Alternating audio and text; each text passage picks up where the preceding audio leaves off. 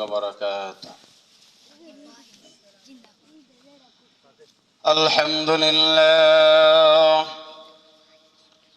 الحمد لله نحمده ونستعينه ونستغفره ونعوذ بالله من شرور أنفسنا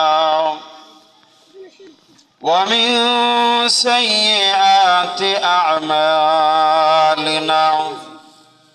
من يهده الله فلا مضل له ومن يضلله فلا هادي له ونشهد أن لا إله إلا الله وحده لا شريك له ونشهد أن سيدنا وحبيبنا وطبيب قلوبنا وأولانا ومولانا محمدا عبده ورسوله الذي أرسله بالحق بشيرا ونذيرا وداعيا إلى الله بإذنه وسراجا وقمرا منيرا فقد قال الله تعالى في شان حبيبه والفرقانه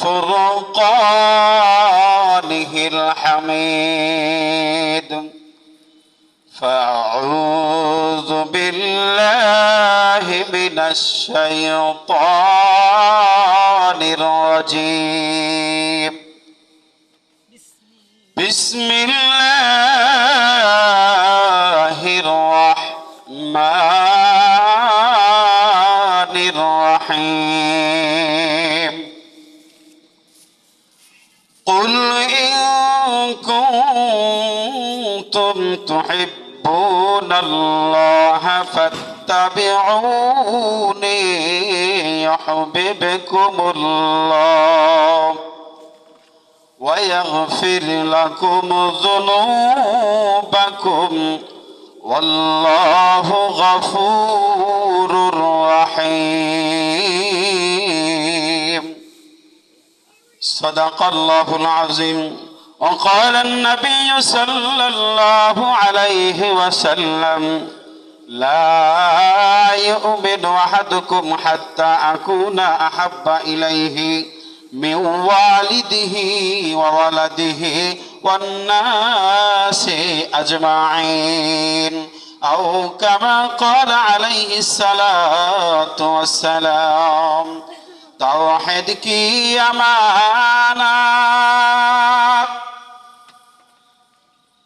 سینوں میں ہے ہمارا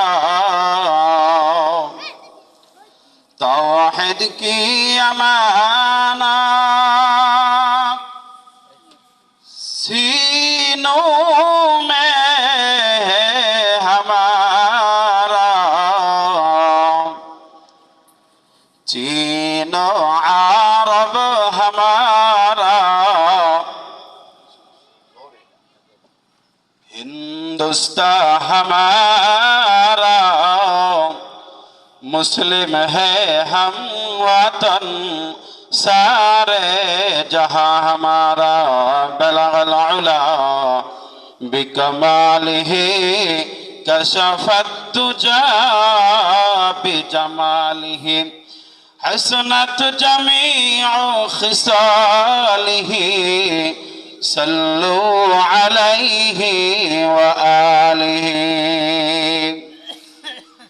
الحمد لله আল্লাহ তাবারক ওয়া তাআলার দরবারে লাখ কোটি শুকরিয়া যেই মহান রব্বুল আলামিন আমাকে আপনাদেরকে অত্যন্ত আদর করিয়া মায়া করিয়া তার মহান হুকুম পবিত্র মাগরিবের নামাজ আদায় করার পরে দুনিয়ার মধ্যে বেহেশতি বাগান জান্নাতি বাগানে এসে বসে কিছু কথা বলা এবং শোনার তৌফিক দান করেছেন।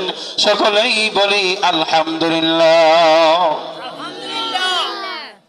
অসংখ্য অগণিত দরুদ ও সালাম আকায়ে নামদান তাজদার মদিনা আহমদ মুস্তাফা মুহাম্মদ মুস্তাফা সাইয়্যিদুল কাউনাইন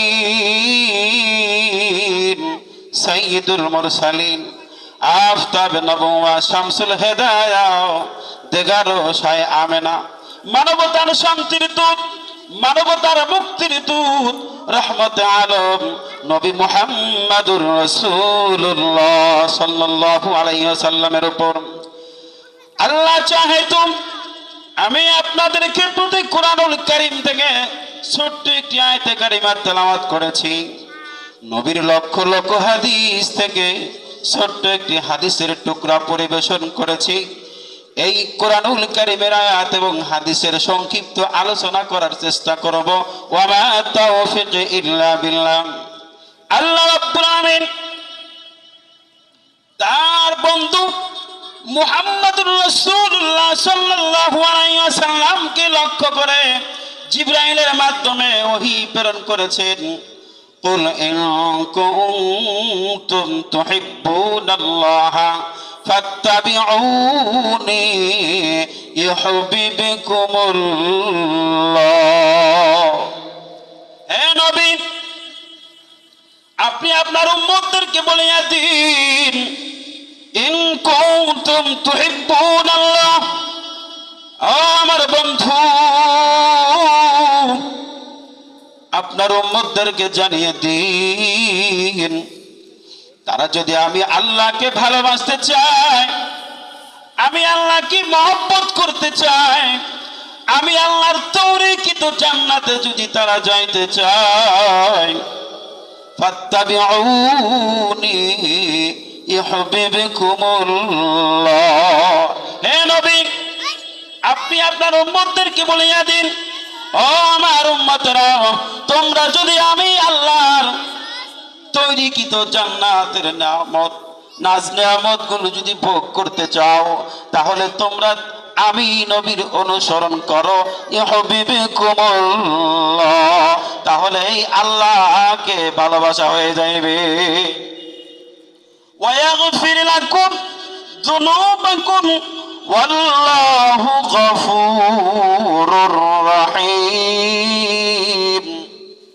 আর আমরা যদি আমার আপনার নবী মুহাম্মদুর রাসূলুল্লাহ সাল্লাল্লাহু আলাইহি ওয়াসাল্লামের অনুসরণ করতে পারি, অনুকরণ করতে পারি, আল্লাহ রাব্বুল আলামিন ঘোষণা করে দিয়েছেন, ওয়া ইয়াগফির লাকুম যুনুবাকুম, ও নবী, আমি আমার বান্দাদের পিছনের তামাম গুনাহ খাতাগুলো maaf করে দেব। আল্লাহ নবী বলেন, লা ইউমিনু আহাদুকুম হাত্তা আকুনা আহাব্বা ইলাইহি মিন ওয়ালিদিহি ওয়া ওয়ালাদিহি ওয়ান নাসি আজমাইন। আল্লাহ নবী তার আনে বলা উম্মতদেরকে লক্ষ্য করে বলেন, ও আমার উম্মতরা গো,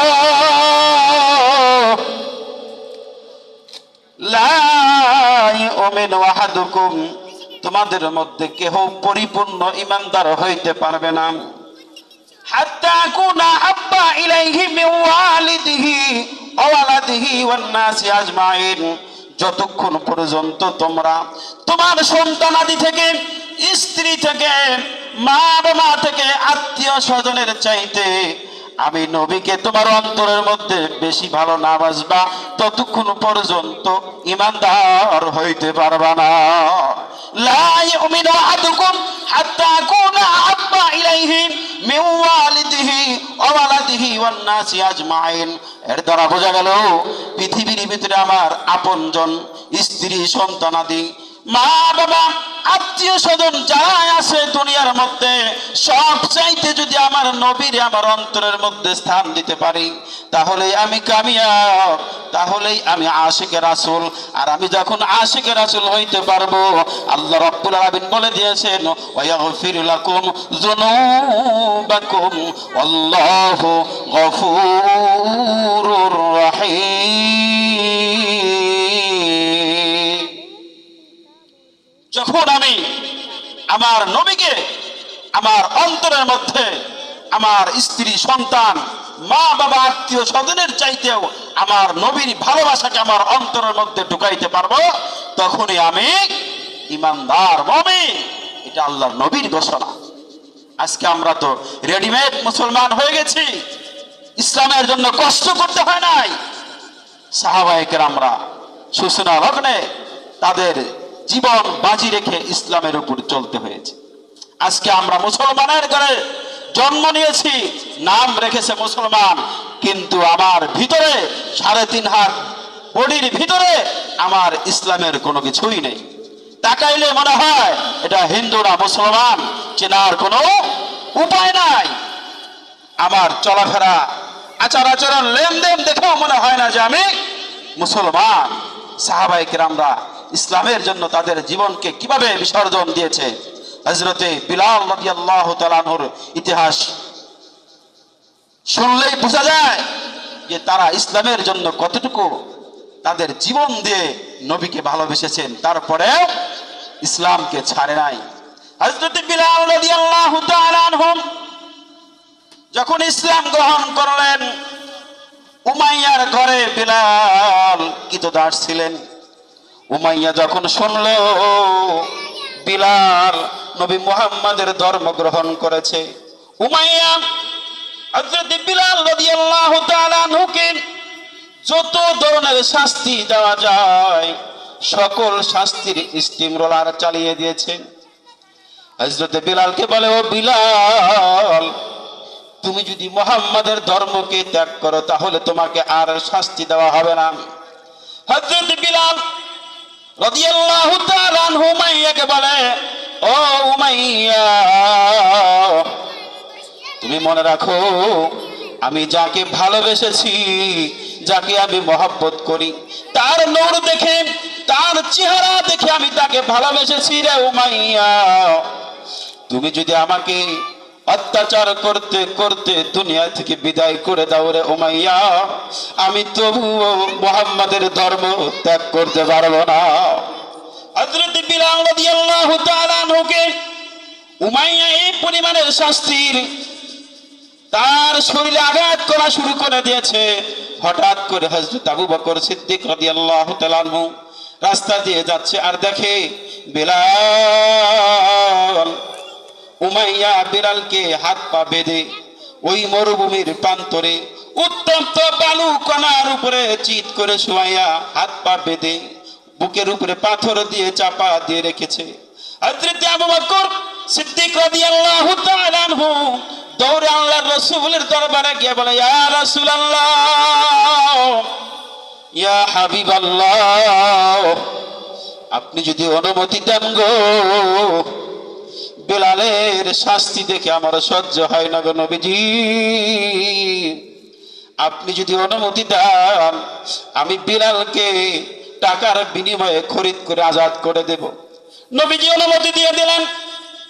হযরত আবু বকর সিদ্দিক রাদিয়াল্লাহু তাআলা আনহু উমাইয়ার কাছ থেকে বিলাল রাদিয়াল্লাহু তাআলা আনহুকে 40,000 দিরহামের বিনিময়ে খরিদ করে নিয়ে এসে আজাদ করে দিলেন। আল্লাহ রাসূল সাল্লাল্লাহু আলাইহি ওয়াসাল্লাম হযরত বিলাল রাদিয়াল্লাহু তাআলা আনহুকে পাইয়া মদিনার মসজিদের মুয়াজ্জিন নিয়োগ করে দিলেন। বললেন, ও বিলাল, তুমি আজ থেকে আমার এই মদিনার মসজিদের মুয়াজ্জিন হিসাবে রাসূল সাল্লাল্লাহু আলাইহি ওয়াসাল্লাম যতদিন জীবিত ছিলেন হযরত বিলাল মদিনার মসজিদের মুয়াজ্জিন হিসেবে নিয়োগ ছিল। হযরত বিলালের আজানের ভিতরে তোতলা ভাব ছিল। আরবের লোকেরা মুহাম্মদ সাল্লাল্লাহু আলাইহি ওয়াসাল্লামকে তিরস্কারি করে বলতেছে, দেখো মুহাম্মদ মূর্খ, মুহাম্মাদের সাহাবায়ে কেরামরাও মূর্খ, সুন্দর করে আজানটা দিতে পারে না, তোতলা জবানে আজান দেয়।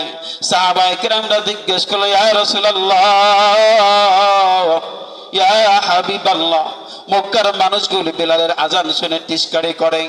ইয়া রাসূলুল্লাহ, ইয়া হাবিবাল্লাহ, আপনি যদি অনুমতি দেন বেলালের জায়গায় আর একজন সুন্দর করে আজান দিতে পারে এমন একজন মুয়াজ্জিন নিয়োগ করে দেব। ঘটনাক্রমে তাই করা হইল। ওই দিন রাত্রে চলে গেছে, ফজরের সময় যখন হয়ে গেছে, সুমধুর কণ্ঠে মদিনার মসজিদে আজান হয়েছে। সাহাবায়ে কেরামরা অপেক্ষায় রয়েছে নামাজ পড়বে, কিন্তু রাত্রি শেষ হয় না। এবার জিবরাইল আল্লাহর রাসূলের কাছে এসে বলে, ইয়া রাসূলুল্লাহ, ইয়া হাবিবাল্লাহ, আজকে কি মদিনার মসজিদে আজান হয় নাই? আল্লাহর রাসূল বললেন, জিবরাইল, আজকে তো অন্য দিনের চাইতে সুন্দর কণ্ঠে আজান দেওয়া হয়েছে। জিবরাইল বললেন, ইয়া রাসূলুল্লাহ, ইয়া হাবিবাল্লাহ, যত মধুর সুমধুর কণ্ঠে আজান দেওয়া হোক না কেন, ইয়া রাসূলুল্লাহ, যতক্ষণ পর্যন্ত আজকে ফজরের আজান বিলাল না দেবে ততক্ষণ পর্যন্ত রাত্র শেষ হবে না। আল্লাহ রাসূল ডাক দিয়ে বলেন, বিলাল, আয়, তোর ব্যাপারে আল্লাহ পাক জিবরাইলকে পাঠাইছে রে বিলাল, তুই যতক্ষণ পর্যন্ত আজান না দিবি ততক্ষণ পর্যন্ত আজকে রাত্র শেষ হবে না রে বিলাল। হযরত বিলালের তোতলা জবানে যখন আজান দিয়ে দিল, সঙ্গে সঙ্গে রাত্র কেটে যাইতে লাগলো, আস্তে আস্তে পরিষ্কার হতে লাগলো। তোতলা জবানে যদি আজান দিয়েছে, কিন্তু এই আজানটা হযরত বিলাল অন্তর দ্বারা দিয়েছে। আল্লাহ রাব্বুল আমিন বান্দার কোন চেহারা সুরতের দিকে তাকায় না, অর্থ সম্পদের দিকে তাকায় না। বান্দা যখন কোন নেক আমল করে, আল্লাহ রাব্বুল আলামিন তার ওই বান্দার কলবের দিকে তাকায়া থাকে। বান্দা যে নেক আমলটা করেছে, এই নেক আমলটা কার জন্য করেছে। হযরত বিলাল রাদিয়াল্লাহু তাআলা আনহু নবী করিম সাল্লাল্লাহু আলাইহি ওয়াসাল্লামকে তার অন্তরের মধ্যে এমন ভাবে ভালোবেসেছেন, নবীকে না দেখলে আর ভালো লাগে না। নবী যখন তার চোখ থেকে আড়াল হয়ে যায়, বিলাল ছটফট করতে থাকে, ছটফট করতে থাকে। নবীকে না দেখলে বিলালের আর ভালো লাগে না। ঘটনাক্রমে নবীজির ইন্তেকাল হয়ে গেল। সাহাবায়ে কিরামরা মক্কা মদিনার মধ্যে পাগল হয়ে ছোটাছুটি করতে লাগলো। বিলাল নবীকে হারাইয়া বেহুশ হয়ে গেল, আবু বকর বেহুশ হয়ে গেছে। হযরত ওমর মক্কা মদিনার ভিতরে ঘোষণা করে দিল, যে বলবে নবী নাই রে, নবী নাই রে, তার কাল্লা বডি থেকে আমি আলাদা করে দেব। এবার আবু বকর ডাক দিয়ে বলে, ওমর শান্ত হও, শান্ত হও রে ওমর। বিলাল রাদিয়াল্লাহু তাআলা বেহুশ হয়ে পড়ে আছে। সকলকে হযরত আবু বকর সান্ত্বনার বাণী শুনাইলেন। দীর্ঘদিন পরে হযরত বিলাল রাদিয়াল্লাহু তাআলা আনহু আবু বকরের সামনে ছোট্ট একটি গাঁঠুরি লইয়া আবু বকরকে ডাকতে বলে, ও ভাই আবু বকর, তুমি আমাকে বিদায় দিয়ে দাও গো ভাই, আমি আর এই মদিনায় থাকতে পারবো না। হযরত আবু বকর ডাকতে বলে, বিলাল, কি হয়েছে বলো, তোমার কোনো অর্থের অভাব কিনা বলো, নাকি তোমাকে কেহ গালমন্দ করেছে বলো। যদি তোমার অর্থের অভাব থাকে তাহলে রাষ্ট্রীয় কোষাগার থেকে তোমাকে ভাতা প্রদান করা হবে রে বিলাল, বলো না তোমার কি হয়েছে। বিলাল রাদিয়াল্লাহু তাআলা ডাকতে বলে, ও আবু বকর, আমার কোনো কিছুই প্রয়োজন নাই, আমার যেটা প্রয়োজন তুমি কি আমাকে সেটা দিতে পারবা। আবু বকর বলে, বলো না রে বিলাল, সেটা কি। বিলাল রাদিয়াল্লাহু তাআলা ডাকতে বলে, আবু বকর, যেই জমিনে আমি বিলাল মদিনার মসজিদে আজান দিতাম, আমার আজান শুনিয়া নবীজি মসজিদের মধ্যে আসতো রে আবু বকর, আজকে তো আমার নবী নাই, আমি আজান দিলে আর নবী আসে না, তুমি কি পারবানি আমার নবীরে আমার কাছে এনে দিতে? আবু বকর ডাকতে বলল, বিলাল, নবীকে বুঝি তুমি একাই ভালোবাসো, আমরা বুঝি ভালোবাসি না? বিলাল রাদিয়াল্লাহু তাআলা ডাক দিয়ে বলে, ও আবু বকর, তোমরা যখন নবীজির রওজার দিকে তাকাও তোমরা স্থির থাকতে পারো, আমি বিলাল আমার কলিজার টুকরা যখন এই নবীজির রওজার দিকে তাকাই আমি স্থির থাকতে পারি না রে আবু বকর, আমাকে বিদায় দাও, আমি মদিনা থেকে চলে যাব। হযরত বিলাল রাদিয়াল্লাহু তাআলা আনহু মদিনা থেকে সুদূর সিরিয়াতে চলে গেলেন। দীর্ঘদিন থাকার পরে, বহুদিন থাকার পরে আল্লাহ রাসূল স্বপ্ন যোগে ডাক দিয়ে বলে, ও বিলাল, ও বিলাল, তোমার কি একটু দয়া হয় না রে বিলাল?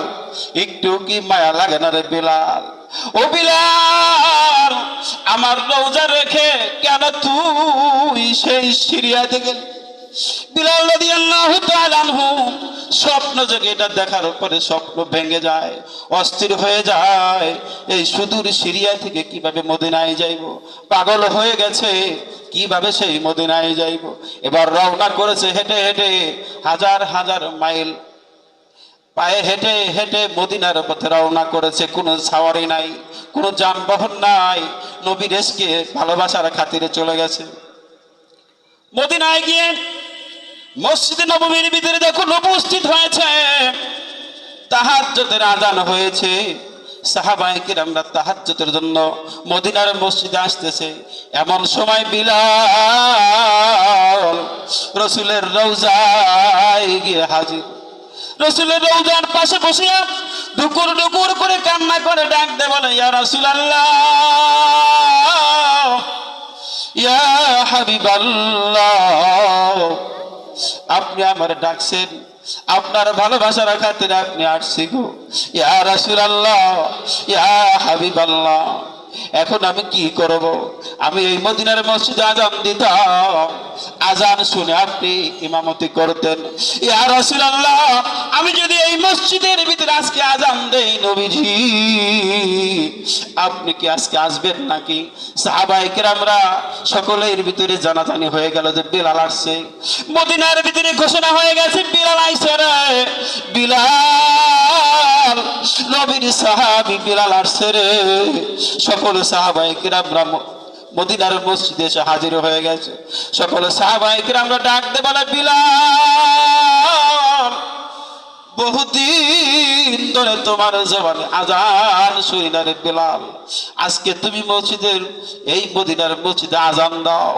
বিলাল রাদিয়াল্লাহু তাআলা আনহু তাদের কথায় রাজি হয় না। হযরত সালমান ফারসি রাদিয়াল্লাহু তাআলা আনহু একজন বয়োজ্যেষ্ঠ সাহাবী, সাহাবায়ে কিরাম থেকে ডাক দিয়ে বলে, ও সাহাবীরা রে, তোমাদের কথায় আজকে বিলাল আযান দিবে না রে। তোমরা হযরতে হাসান হোসাইনকে ডাক দাও, হাসান হোসাইন যদি বলে তাহলে বিলাল আজকে হয়তো আযান দেবে। হাসান হোসাইনকে নিয়ে আসা হলো। হযরত বিলাল রাদিয়াল্লাহু তাআলা আনহু হাসান হোসাইন রাদিয়াল্লাহু তাআলা আনহাকে দুজনকে পাইয়া তাদের বুকের ভিতরে মাথা ঠেকাইয়া একটি শান্তি অনুভব করলেন এবং হাসান হোসাইন বললেন, ও নানার মুয়াজ্জিন বিলাল, নানা চলে গেছে, বহুদিন যাবত তোমার জবানে আযান শুনি না, তুমি আজকে আযান দাও। বিলাল রাদিয়াল্লাহু তাআলা আনহু হাসান হোসাইনের অনুরোধে আযান দিতে শুরু করলেন। আযান দিতে দিতে আযানের মাঝখানে যখন চলে গেছেন, বেহুশ হয়ে জমিনে পড়ে গেছেন, আর আযান দেওয়া হয় নাই। হুশ ফেরার পরে আল্লাহর নবীজি রাসূলের রওজায় গিয়ে বলে, ইয়া রাসূলুল্লাহ, ইয়া হাবিবাল্লাহ, যেই জমিনে আপনি নাই এই জমিনে আমি আর থাকতে পারবো না গো। ইয়া রাসূলুল্লাহ, ইয়া হাবিবাল্লাহ, আমি আযান দিলে আপনি এসে নামাজ পড়াইতেন। ইয়া রাসূলুল্লাহ, যেই জায়গায় আপনি নামাজ পড়াইতে পারবেন না গো নবীজি, এই মসজিদে আমি বিলাল আর আযান দিতে পারবো না। কেমন ভালোবাসা ছিল বিলাল রাদিয়াল্লাহু তাআলা আনহু। কেমন ভালোবাসতে তার অন্তরের মধ্যে এমন পরিবেশ সৃষ্টি হইতে পারে। আল্লাহ রাব্বুল আলামিন আমাদের সকলকে নবীর ভালোবাসা এবং নবীর সুন্নাত কোরআন হাদিসের আলোকে চলার তৌফিক দান করুন। সকলে বলি আমিন। আসসালামু আলাইকুম ওয়া রাহমাতুল্লাহি ওয়া বারাকাতুহু।